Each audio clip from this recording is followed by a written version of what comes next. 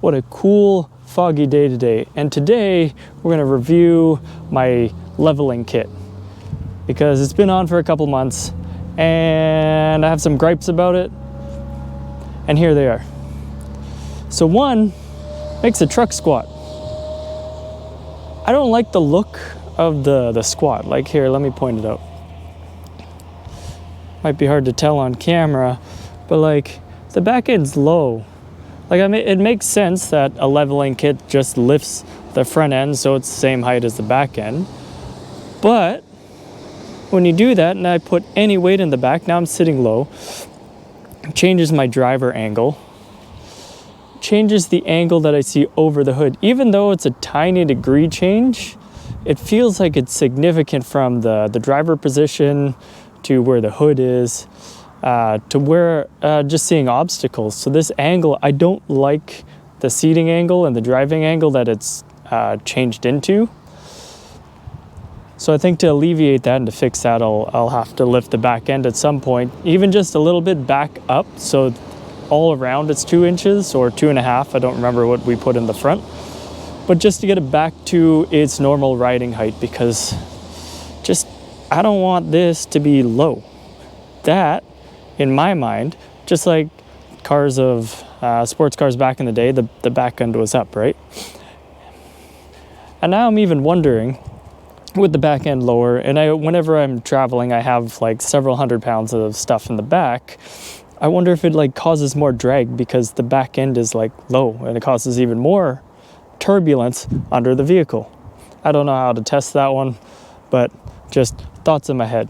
Maybe even road noise. It'll be quieter with the front end hitting where it's supposed to instead of being at the wrong angle. So those are my gripes. Actually, 2 things that are positive. It fits the wheels that I needed to fit. So the 35s fit on the truck.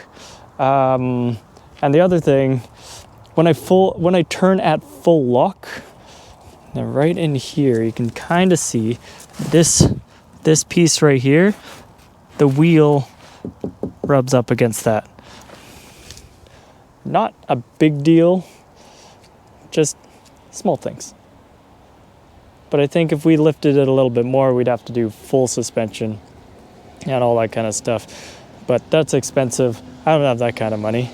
Barely had that kind of money to even put this on, and this was like $1,000.